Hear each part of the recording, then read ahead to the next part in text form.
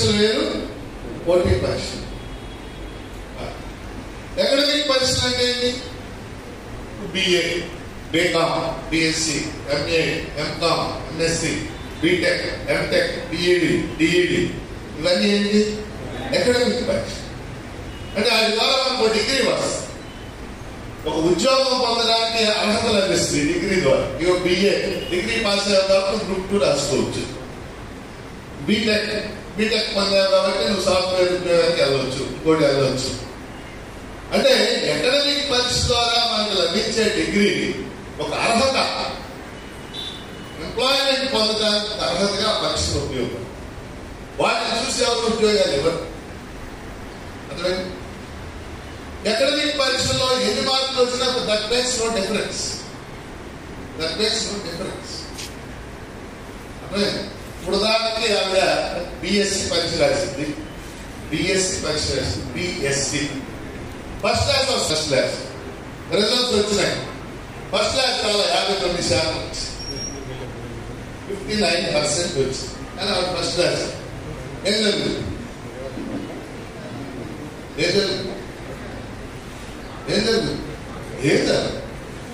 ఏమీ జరగదు. కాసేపు అమ్మాయి బాధపడదు. కాబట్టి ఆ 1% కూడా వస్తే ఫస్ట్ క్లాస్ వచ్చేది, మా అమ్మ నాన్న సంతోషించేవాడు, నేను సంతోషించేవాడు అని. అంతేకాని ప్రపంచం ఉండేది ఏమీ లేదు అందులో. అదే అసలుగా అకాడమిక్ పరీక్షల్లో పెద్ద నేర్చుకునేది ఏముందా? అసలు ఆ పరీక్ష పాస్ కావడం పెద్ద విషయం ఏమో. నేను తప్పు చేస్తున్నాను అనుకోకండి. మనం ఏం చదువుకున్నాం? ఇప్పుడు మీరు ఇక్కడ డిఈడి 18 జనవరి 18 ఉదయం జరిగిన పేపర్కి 19 ఉదయం జరిగిన పేపర్కి ఆ సంబంధం పోయి కష్టంగా ఉంది. ఇలాంటప్పుడు ఏం చేస్తారంటే, ఇలా జరుగుతున్నప్పుడు చాలా ఇబ్బంది చాలా జరుగుతుంది. నార్మలైజేషన్ అనే ఒక ప్రాసెస్ ఏమంటారు దాన్ని? అంటే డిఫికల్ట్ గా ఉన్నది తేలిగ్గా ఉన్నదాన్ని ఈక్వలైజ్ చేయాలి. ఆ ప్రాసెస్ అనుసరిస్తామని చెప్పారు. నేను అడిగి అది అనుసరించలేదు. ఆ పరీక్షలో కొంతమంది మెరిట్ స్టూడెంట్స్ కూడా దెబ్బతినిస్తారు. నేను మొన్న ప్రభుత్వానికి నేను చేసిన విజ్ఞప్తి ఏంటంటే, డిఎస్సి పరీక్ష వరకు, టెట్ పరీక్ష వరకు ఆన్లైన్ లో పెట్టండి, డిఎస్సి పరీక్ష వరకు ఆఫ్లైన్ లో పెట్టడానికి నేను డిమాండ్ చేశాను. ఆఫ్లైన్ లో అర్థమైంది మీకు? అంటే ఒక కోట్లో అయిపోద్ది ఎగ్జామ్. ఐఏఎస్ సివిల్ సర్వీస్ పరీక్ష దేశవ్యాప్తంగా ఒక కోట్లో జరిగింది. మన గ్రూప్ 2 ప్రిలిమినరీ అని జరిగింది. మీరు ఎవరైనా రాశారు? గ్రూప్ 2 ప్రిలిమినరీ ఒక రోజు జరిగింది, ఒక కోట్లో. అలా ఇస్తే అవుతుందంటే మీకు నష్టం లేకుండా పరిస్థితి. ఎప్పుడైతే ఆన్లైన్ అంటాడో డెఫినెట్ గా. అయితే లోకేష్ బాబు గారితో మనం నేను చెప్పాను, మన దాదాపు ఒక గంట సేపు ఆయనతో మాట. సార్ ఇది పరిస్థితి, నష్టం జరగకుండా మీరు చూడాలి. దేశం అంతా ఆన్లైన్ వెళ్తుంటే మనం ఆఫ్లైన్ వెళ్తే ఏం బాగుంటుంది అన్నాడు. మీరు ఆలోచించాలా? కాబట్టి స్పష్టంగా మీకు చెప్పదలుచుకుంది, ఆఫ్లైన్ కోసం మనందరం ప్రయత్నం చేద్దాం అనేది మీకు చెప్పదలుచుకున్నా. ఓకే, డిస్ట్రిక్ట్ సెలక్షన్ కమిటీ అంటే డిస్ట్రిక్ట్ పోస్ట్ అన్నమాట. కాబట్టి ఇందులో లోకల్ నాన్ లోకల్ అని జరుగుతుంది. లోకల్ నాన్ అంటే మీరు ఎవరికైనా ఇబ్బంది ఉంటే చెప్తున్నారు. లోకల్ అంటే అర్థం ఏంటంటే, లోకల్ అంటే ఎన్నేళ్ళు, ఆ 7 ఏళ్ళు ఎక్కడ చదివితే ఆ జిల్లాకు లోకల్. కొంచెం మీరు అందరూ 7 ఏళ్ళు గుంటూరు జిల్లా చదివారు, ఇప్పుడంటే గుంటూరు జిల్లాకు లోకల్. ఇక ఇబ్బంది లేదు. కొంతమంది ఉద్యోగస్తులు పిల్లలు ఉంటాయి 2-3 జిల్లాల్లో చదువు. అలాంటప్పుడు 4 ఏళ్ళు ఒక జిల్లాలో కనుక చదివితే మెజార్టీ ఇయర్స్ ఆ జిల్లాకు లోకల్. మన 3 రోజుల క్రితం బాగా ఫోన్ చేసింది విశాఖపట్నం. దానికి నేను 4-5 తరగతులు విశాఖపట్నంలో చదివాను, 6-7 తరగతులు రాజమండ్రిలో చదివాను, 8-9-10 తరగతులు గుంటూరులో చదివాను. అంటే 2 ఏళ్ళు విశాఖపట్నం, 2 ఏళ్ళు రాజమండ్రి, 3 ఏళ్ళు గుంటూరు. నేను ఏ జిల్లాలో? ఆవిడ అన్ని జిల్లాలు 4 రోజులు. గుంటూరు కూడా లోకల్ అవ్వదు కదా. ఎన్నేళ్ళు ఉన్నారు గుంటూరు లోకల్? 4 ఏళ్ళు. అంటే మీలో అలాంటి వాళ్ళు అనుకుంటే అర్థం చేసుకోవాల్సిన విషయం. ఓకే, ఇప్పుడు 5,000 ఉన్నాయి మా అంచనా ప్రకారం. అన్ని భర్తీ చేయాల్సిందని మనం గొడవ చేసి కొత్త దర్శనం గారు వేశారు, పరీక్ష డేట్ కూడా ఇచ్చారు. ఆ పరీక్ష వాయిదా వేయటం మళ్ళీ ఒక యుద్ధం చేసింది. నేను చాలా మందికి తెలుసు. కోర్టు కూడా వాయిదా వేయమని చెప్పి వాయిదా పడింది. చివరికి ప్రజల తీర్పుతో చంద్రబాబు నాయుడు గారి ప్రభుత్వం అది 16,347 పోస్టులు భర్తీ చేస్తామని సంతకం చేశారు. ఈ సందర్భంగా మనం చంద్రబాబు నాయుడు గారికి లోకేష్ గారికి ఇచ్చామని వాళ్ళిద్దరు కూడా మన అభినందన తెలియజేయడంలో తప్పేమీ లేదు.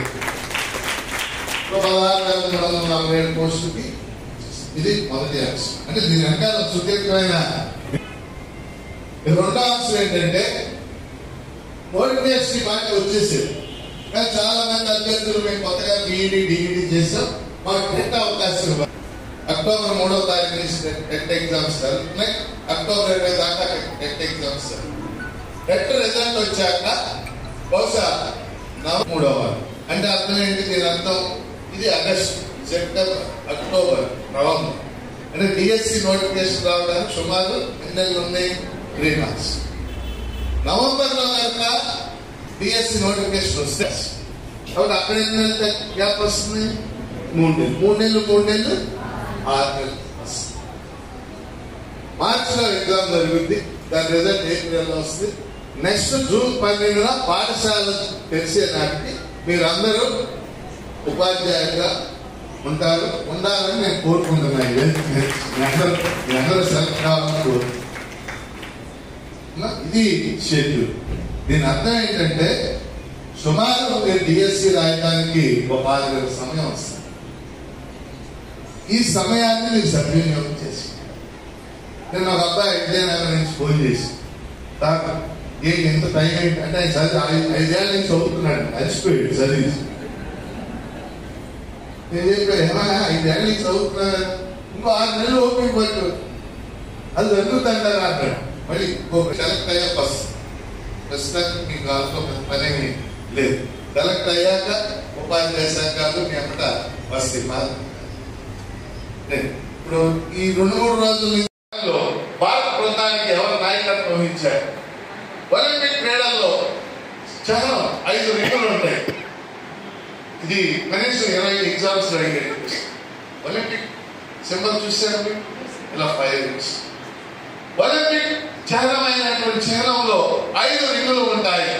ఇందులో పసుపు రింగు ఏ ఖండాన్ని తెలియజేస్తాయి? అదే పసుపు చెప్పండి మీరు. పసుపు రింగ్ ఏ ఖండాన్ని తెలియదు? ఆసియా తెలియదు అని మీరు ఒక ప్రశ్న చేయరు. కానీ ముందు ఈ పని చేయాలి. కాబట్టి 3 అంశాలు చెప్పాను. ఏమిటి 3 చెప్పండి? 1 సిలబస్ మీద పట్టు సాపాలి. 2 ఓల్డ్ క్వశ్చన్ పేపర్స్ అట్లీస్ట్ 2 వాటిని మీరు స్టడీ చేయాలి. ఒక చూసుకుంటా పోవడం కాదు. సైకాలజీ ఈ ఇచ్చిన ప్రశ్నల్లో నాలెడ్జ్ ఓరియంటెడ్ ఎన్ని ఉన్నాయి, అప్లికేషన్ ఓరియంటెడ్ ఎన్ని ఉన్నాయి, అండర్స్టాండింగ్ ఓరియంటెడ్ ఎన్ని ఉన్నాయి, ఇలా మీరు ఆలోచన చేయాల్సి. తర్వాత అంశం ఒక ముఖ్యమైన అంశం చెప్తే అప్పుడు తర్వాత మన వాళ్ళు మాట్లాడారు. ఈ సిలబస్ సంబంధించి ముఖ్యంగా సైకాలజీ 4 చాప్టర్స్. సో ఇంతకు ముందు వాటికి ఇప్పటికీ తేడా ఏంటంటే అభ్యసనంలో కానీ మూర్తిమత్వంలో కానీ పర్సనాలిటీ వీటన్నిటిలో అప్లికేషన్ క్వశ్చన్స్ అప్లికేషన్ ఓరియంటెడ్గా అడుగుతున్నాడు. టెక్స్ట్ పుస్తకాల్లో చాలా ఉదాహరణలు ఉంటాయి. ఆ ఉదాహరణలు ఇచ్చి అయిపోయినాయి. బట్ కొత్త ఉదాహరణలు ఇస్తుంది. ఇప్పుడు ఉదాహరణకి సైకాలజీలో సిగ్మండ్ ఫ్రాయిడ్ రక్షక తంత్రాలు అని సిద్ధాంతం చెప్పాడు. Defence mechanics. సిగ్మండ్ ఫ్రాయిడ్ రక్షక తంత్రాల దగ్గర చాలా ప్రశ్నలు అడిగాడు. ఇప్పుడు ఆ ఎగ్జాంపుల్స్ అడగడం మానేస్తారు, కొత్త ఎగ్జాంపుల్స్ క్రియేట్ చేస్తారు. ఉదాహరణకి ఒక పిల్లవాడు సైకిల్ పై వెళ్తున్నాడు. రోడ్డు మలుపు తిరిగేటప్పుడు కింద పడ్డాడు.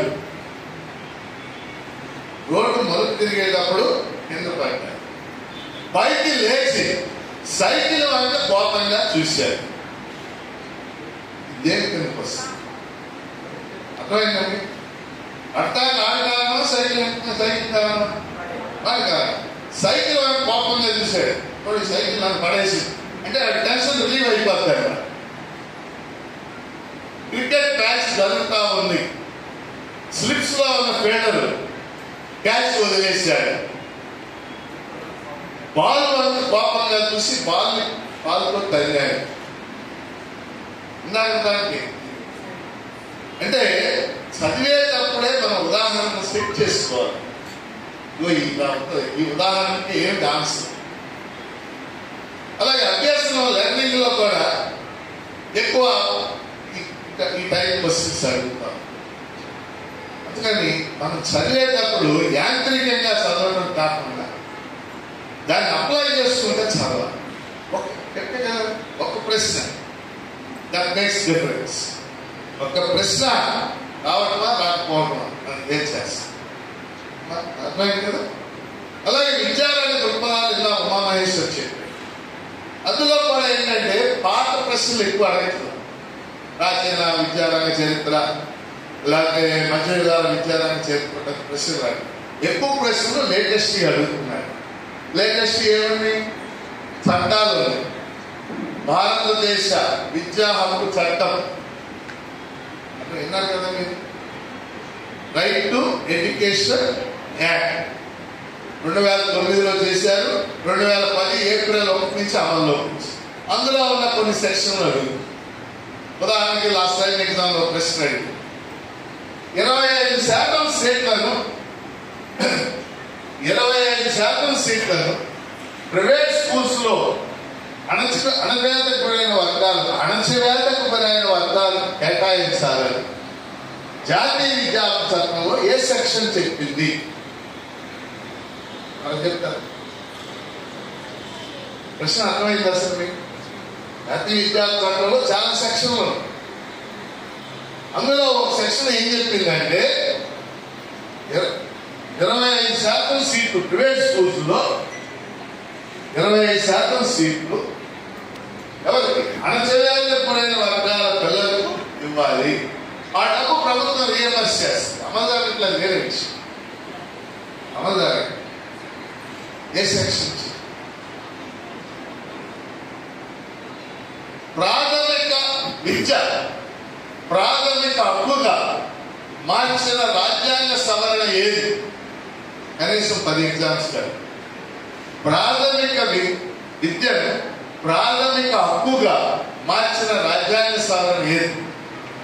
చెప్పండి. 80 ఎవరికి కనపడుతుంది? 80 తర్వాత నెంబర్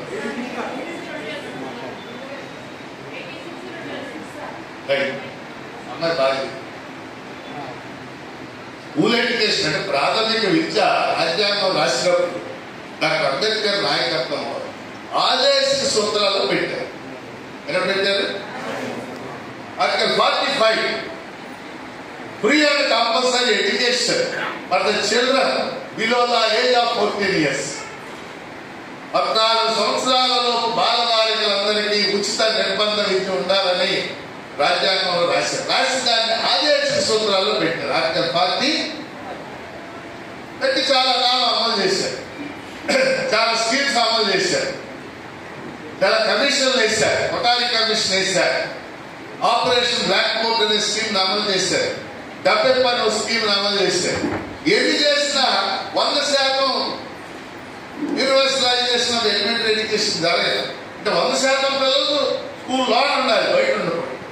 ఎప్పుడు చూసినా 2 కోట్ల మంది 3 కోట్ల మంది బయట ఉంటారు. ఇట్లా కాదు.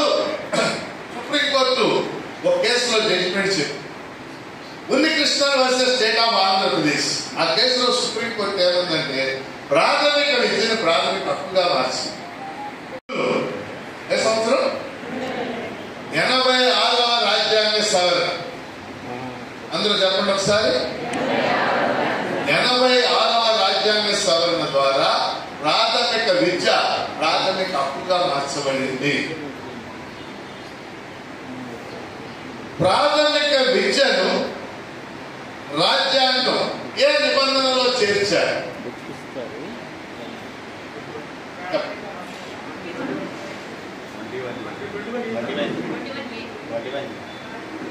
21A. అట్లయినా ఇది కూడా చాలా సార్లు అడిగారు. మరి రాజ్యాంగ సవరణ చేశారు కదా, ఇందాక ఆదేశ సూత్రాల్లో ఉంది కదా 45. మరి ప్రాథమిక హక్కుల్లో రావాలి. ప్రాథమిక హక్కుల్లో 21వ ఆర్టికల్ దగ్గర ఏ అనే ఆర్టికల్ చేర్చారు. Capital letter A. 21A. 21 ఏం చెప్పింది? 21 జీవించే హక్కు, రైట్ టు లైఫ్ అన్నమాట. రాజ్యాంగం మనకి జీవించే హక్కుని ఇచ్చి, మనిషి జీవించుంటేనే కదా, ప్రాణం లేదనుకోండి ఇంకేముంది. జీవించే హక్కు ఉంటే ఏదైనా మాట్లాడవచ్చు, చచ్చిపోయాడు. జీవించే హక్కు ఎంత ముఖ్యమో విద్య అంత ముఖ్యం అని చెప్పడానికి ఆర్టికల్ 21A అనే ఆర్టికల్ కొత్త ఆర్టికల్ చేసి. కాబట్టి ఇప్పుడు చెప్పండి, ప్రాథమిక విద్య రాజ్యాంగంలో ఏ ఆర్టికల్లో ఉంది? గట్టిగా 21A. జీవించారు. కాబట్టి జాతీయ విద్యా హక్కు చట్టం గురించి ప్రశ్నలు అడగచ్చు, జాతీయ సమాచార హక్కు చట్టం గురించి ప్రశ్నలు అడగచ్చు. The right to information act 2005 national curriculum framework అను దాని మీద ప్రశ్నలు జరుగుతాయి. లేటెస్ట్ గా ఏంటంటే, మోడీ ప్రభుత్వం 2020 NEP 2020 ప్రకటించింది. NEP 20. మీరు గుర్తుపెట్టుకోవాల్సింది ఏంటంటే, భారతదేశంలో రాజ్యాంగం అమల్లోకి వచ్చాక ఇప్పుడు 4 సార్లు విద్యారంగంలో పెద్ద మార్పులు జరిగాయి. మొదటిది 1948 డాక్టర్ సర్వేపల్లి రాధాకృష్ణన్ కమిషన్, లక్ష్మణ స్వామి మొదలయార్ కమిషన్. వాళ్ళిద్దరు కమిషన్ల ఆధారంగా 1948లో కొన్ని మార్పులు చేశారు. యూజీసీ స్థాపించుకోలేదు, NCERT ఏర్పాటు చేయాలి. మనకి NCERT ఉంది కదా, NCERT సంవత్సరం ఏర్పడింది 1961 national council for educational research and training. NCERT books అంటాం కదా.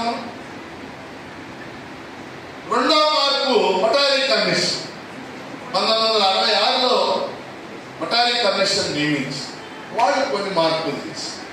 మూడో మార్పు రాజీవ్ గాంధీ ప్రైమ్ మినిస్టర్ గా ఉండగా 1986లో నేషనల్ ఎడ్యుకేషన్ పాలసీ 1986 అని అనౌన్స్. నాలుగో మార్పు ఇప్పుడు మోడీ ప్రభుత్వం NEP 2020. ఏంటి చెప్పండి?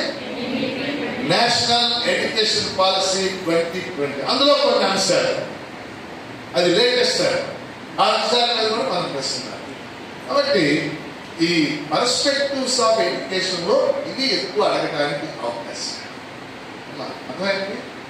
అట్లాగే ఇంకొక విషయం చెప్పి నేను తర్వాత మన వాళ్ళు మాట్లాడారు. జీకే అండ్ కరెంట్ అఫైర్స్ లో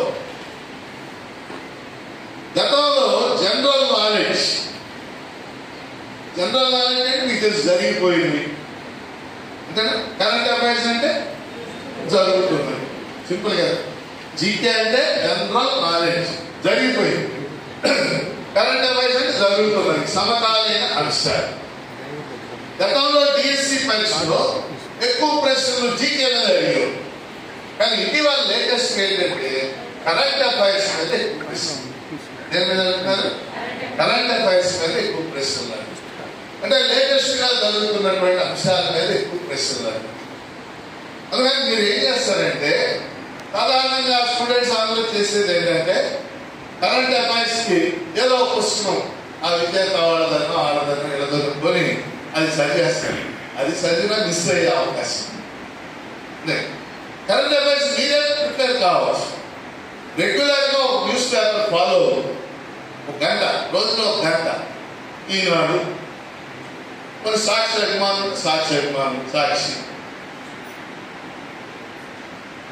ఏదైతే ఒక పేపర్ తీసుకుని ఈ రోజు పేపర్లో ప్రధాన అంశాలు ఏంటి, ఒక వైట్ పేజెస్ పుస్తకం పెట్టి ఆ పుస్తకంలో ఈ రోజు అంశాల్లో ప్రధానమైన ఏంటి, స్పోర్ట్స్లో ఏంటి, అవార్డ్స్లో ఏంటి, ఇంటర్నేషనల్ ఈవెంట్స్ ఏంటి, నేషనల్ ఈవెంట్స్ ఏంటి, అది రాసేసి అలా మీరు నెల కట్టేసరికి మీ దగ్గర ఇంట్లో పుస్తకం వచ్చేస్తుంది. అర్థమైంది చెప్పి కరెంట్ అఫైర్స్ కానీ ఇంకోటి కానీ ఎవరో రాసినవి మనం అది సెకండరీ సోర్స్ అని. వాళ్ళు ఎక్కడి నుంచి తీసుకున్నారంటే వాళ్ళు ఎవరు సృష్టించారా? ఎక్కడి నుంచి తీసుకున్నారు? పేపర్ నుంచి తీసుకున్నారు. పేపర్ నుంచి మనం డైరెక్ట్ గా చదివామనుకోండి అది ప్రైమరీ సోర్స్ కానీ ప్రైమరీ సోర్స్ కానీ ఇప్పుడు కూడా మంచి రాశి మనం ఫాలో అవుతూ ఉంటాం. ఒలింపిక్స్ జరిగినాయి అనుకోండి, ఒలింపిక్స్ క్రీడలు ఎన్నో క్రీడలు, ఒలింపిక్ క్రీడలు ఎక్కడ జరిగాయి? ఒలింపిక్ క్రీడల్లో మార్చ్ లో భారత బృందానికి నాయకత్వం వహించింది ఎవరు? ఒలింపిక్ క్రీడల్లో అత్యధిక పథకాలు సాధించిన దేశమే. ఒలింపిక్ క్రీడల్లో భారతదేశం ఏ ఈవెంట్స్ లో పథకాలు సాధించింది? ఇవన్నీ ప్రశ్న. టెక్స్ట్ బుక్స్ చదవాలి. ముందు టెక్స్ట్ బుక్స్ ఎక్వైర్ చేయాలి. టెక్స్ట్ బుక్స్ అంటే ఏ టెక్స్ట్ బుక్స్? తెలుగు అకాడమీ. వీటన్నిటికీ తెలుగు అకాడమీ వాళ్ళ పుస్తకాలు వేస్తారు. అన్నిటికీ వేస్తారు. కంటెంట్ మీకు తెలుసు. ఎస్సీఆర్టీ వాళ్ళ పుస్తకాలు, ఆ టెక్స్ట్ బుక్స్ అన్ని చదవాలి. కొత్త పుస్తకాలు, పాత పుస్తకాలు ఇచ్చేసారు ఫస్ట్ టైం. వాళ్ళు ఏ పుస్తకాలు ఇస్తే ఆ పుస్తకాలు ఎస్సీఆర్టీ వాళ్ళే మీరు బజార్లో దొరుకుతున్నాయి, షాప్స్ లో దొరుకుతున్నాయి. అది ఆ కట్ట కొనుక్కొచ్చి పెట్టుకోవాలి. పెట్టుకుని నెలల తరబడి చదువుతామంటే కుదరదు. యుద్ధ ప్రాతిపదిక మీద చదువుతా ఉన్నాం.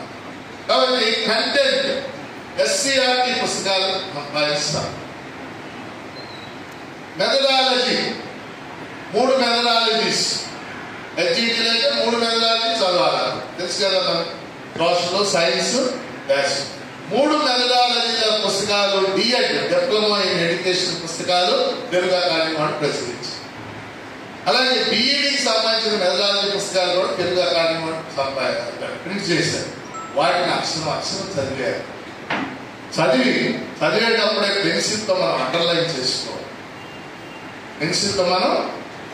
చేసుకోవాలి. ఆ పుస్తకమే కాదు, ఆ పెన్సిల్తో అండర్లైన్ చేసుకున్న పాయింట్లన్నీ మళ్ళీ ఒకసారి చూడాలి.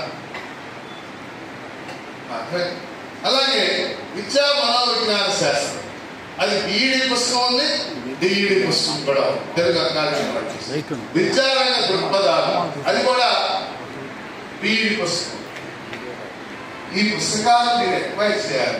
ఉన్నవాళ్ళ చేతులు ఎంత నిజాయితీ ఉన్నాం. ఓ 10 చేతులు ఏర్పడి మీరు బిఈడి చదివేటప్పుడు, డిఈడి చదివేటప్పుడు కొన్ని పుస్తకాలు చదివి ఉంటారు. అవన్నీ కూడా ప్రైవేట్ పబ్లికేషన్స్. అన్ని కూడా ఏ పబ్లికేషను? మనకి ప్రామాణికమైన పుస్తకాలు తెలుగు అకాడమీ పుస్తకాలు. తెలుగు అకాడమీ పుస్తకాలు తప్పుంటే తప్పు, ఒప్పుంటే ఒప్పు, అందులో కూడా తప్పులు ఉండొచ్చు. అందువల్ల ఆ పుస్తకాలను చదివి మనం కొంత నోట్స్ ప్రిపేర్ చేసుకోవటం కానీ, సినాప్సిస్ ప్రిపేర్ చేసుకోవటం కానీ, అండర్లైన్ చేసుకోవటం కానీ, చదివి అన్నింటినీ మళ్ళీ పునశ్చరణ చేయాలి. దీనికి నేను పేరు పెట్టాను, స్వయం సాధన. స్వయంగా మనం కృషి చేయాలి. అలా చేసిన వాళ్ళు మాత్రమే ఈ పరీక్షలో విజయం. అలా చేసిన వాళ్ళు మాత్రమే ఈ ఉద్యోగం పొందగలుగుతారు. అంటే మీరు ఈ 6 నెలలు కష్టపడితే ఓ 30 ఏళ్ళు సుఖపడతారు. టీచర్గా, గవర్నమెంట్ టీచర్గా వెళ్ళాక అక్కడ పెద్ద కష్టపడేది లేదు. ఒకసారి పాఠాలు చెప్పడం స్కూల్కి వెళ్ళి మా వాళ్ళు కష్టపడుతున్నా పెద్ద కష్టమని నేను అనుకోను. అంటే యాప్లు వచ్చి ఇప్పుడు వచ్చింది గొప్ప విషయం ఏంటి? పంచంలో అన్ని వృత్తులు కంటే గొప్ప వృత్తి ఏంటి? నా స్టూడెంట్ ఒక అతను ఎంఫిల్ చేశాడు. మనుషుల్ని తయారు చేసేది మాత్రం ఉపాధ్యాయ వృత్తి అని చెప్పి రాశారు. అంటే ఉపాధ్యాయ వృత్తి అది అద్భుతాలు చేయొచ్చు. ఈ రోజుల్లో అనేక కారణాలు వల్ల వాళ్ళకి అనేక సమస్యలు అని మనం చూస్తాం, అవి వదిలేసి. కాబట్టి మీరు ఈ డిఎస్సి 16,347 పోస్టులు, ఇన్ని పోస్టులు ఇప్పట్లో రావు. నేను చెప్తున్నాను నిజాయితీ. మీరు ప్రైవేట్ స్కూల్ టీచర్లుగా ఉండాల్సింది. ఈ ఛాన్స్ కనుక మీరు మిస్ అయ్యారు, రావడానికి అవకాశం 500 పైగా ఎగ్జిక్యూటివ్ పోస్టులు. అలాగే స్కూల్ అసిస్టెంట్స్ కూడా మేము ఊహించిన దానికంటే 100 లేకపోయినా పోస్టులో 100 పైన ఉన్నాయి, అట్లా పోస్టులు ఉన్నాయి. ఇంకా ఏమైనా పెంచడానికి కూడా మేము ప్రయత్నం చేస్తాం. మీరు చేయాల్సిన పని ఈ 6 నెలల పాటు మీ మనస్సు, మీ శరీరం మొత్తం వీటి మీద ఫోకస్ పెట్టి ఏం చేయాలి, మనం సైంటిఫిక్ గా చదవడం, రోజులు డివైడ్ చేసుకోవడం. ఈ రోజుల్లో మనం ఏమేమి చదవాలి, ముందు తెలుగు అకాడమీ పుస్తకాలను ఎక్వైర్ చేయండి. తెలుగు అకాడమీ పుస్తకాలు చదివేశాక అప్పుడు ఏదన్నా మీ గైడ్ అవి. సీనియర్ నాయకులు వెల్లూరు సుబ్బారావు గారు, అహ్మద్ హుస్సేన్ గారు చేతుల మీదుగా ఆవిష్కరణ చేయించమని మన గౌరవ ఎమ్మెల్సీ గారు తెలియజేస్తున్నారు. అది వారి కోరిక మేరకు వారు ఆవిష్కరణ చేయడం జరిగింది.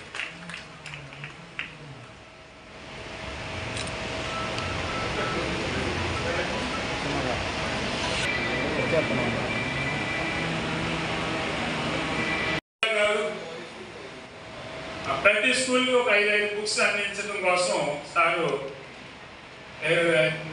ప్రింట్ చేశారు. ఫౌండేషన్ సివిల్ సర్వీస్ సంబంధించినటువంటి డీటెయిల్స్ అని